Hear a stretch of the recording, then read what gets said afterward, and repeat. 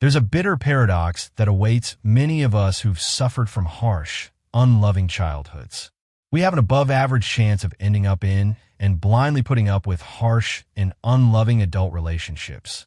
Our original, unfulfilling bonds to our caregivers, far from warning us away from future turmoil, appear to compel us to recreate their painful features in our grown-up lives. The true toll of a bad childhood isn't circumscribed to its actual duration. It's exacted via a lifelong, often unconscious, search for its sad echoes. We suffer from an instinctive pull towards dimly familiar forms of mistreatment and struggle. We unconsciously gravitate towards situations that mirror our early wounds. Like everyone else, we want love to take us home. It's just that for us, home was a place of grief and persecution. It's easy enough to see why children put up with poor treatment. They're born radically powerless. They can't run away, and they are utterly at the mercy of others. They can't even think, especially straight. Faced with this reality, what they must do above all else is adapt, which in practice means learning to put up with poor treatment. They have to develop an advanced skill at not noticing quite how awful things alien expertise, at being unfazed by cruelty and neglect.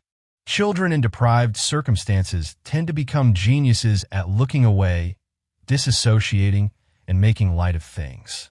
Their inner monologue might sound something like this. Of course, it might not be perfect that father screams at me constantly, but there are some interesting shows on television, and there's a really fascinating bit of the garden to explore in the morning. You can climb up the big tree and imagine it's a little house. And ideally, mother wouldn't be so mocking and disloyal, but that's just the way things are, neither more nor less sad than the fact it's often raining, and there's a lot of homework to do. In any case, the bad treatment almost certainly has to be connected to something that they, the child, have done wrong. Badly treated children tend to take a compulsively generous view of those who injure them. Obviously, they aren't nasty on purpose, the child thinks. That would make no sense. Clearly, their ostensible brutality must have sound explanations. It must be because they, the child, are in the wrong. That's why they're being neglected. That's why they've been declared a fool. That's why they're being bullied. It's a great deal easier to believe that the parent is tough yet fundamentally right, rather than gratuitously callous and unjustifiably hostile. In other words, what a bad childhood trains us to do above all else is to indulge meanness.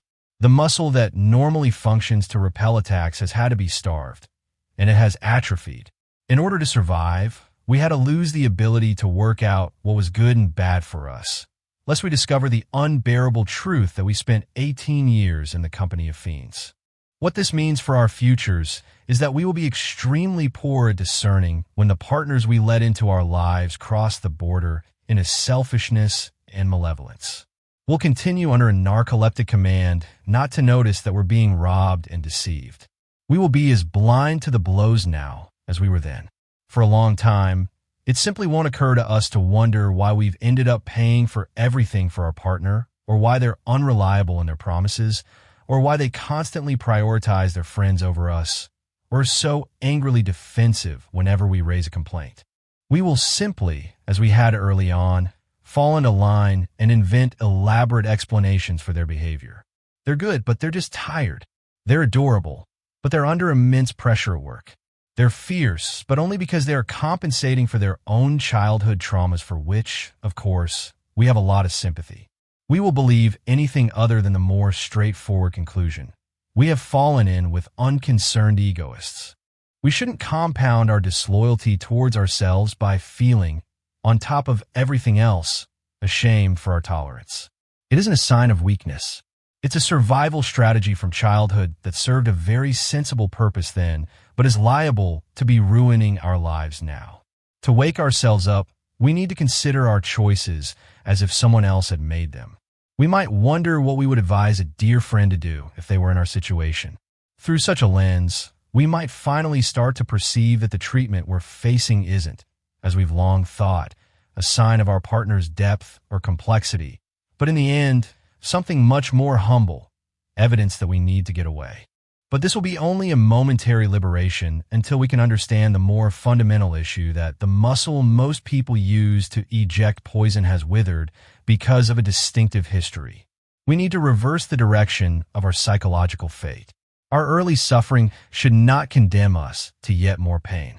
In fact, it is what gives us an especially powerful claim on original sources of kindness, tenderness, and calm. This journey is not about erasing the past, but about understanding its profound influence so that we may finally break its spell. It is about consciously and patiently rebuilding that atrophied muscle, learning to trust our own feelings and honoring our own needs. It's about learning to recognize the quiet, steady rhythm of genuine care over the dramatic, chaotic pulse of familiar dysfunction. The reward for this difficult work is the chance to build a new kind of home, one founded not on the echoes of old grief, but on the pillars of mutual respect, unwavering support, and authentic tenderness. We can, with time and courage, rewrite our own story, ensuring that the final chapters are not a repetition of the first, but a testament to our incredible capacity to heal and to finally, truly, love and be loved in the way we have always deserved. If this message resonated with you, and you're interested in more content that explores the path to self-understanding and emotional well-being, please consider subscribing to our channel. Your support helps us create more resources for everyone on this important journey.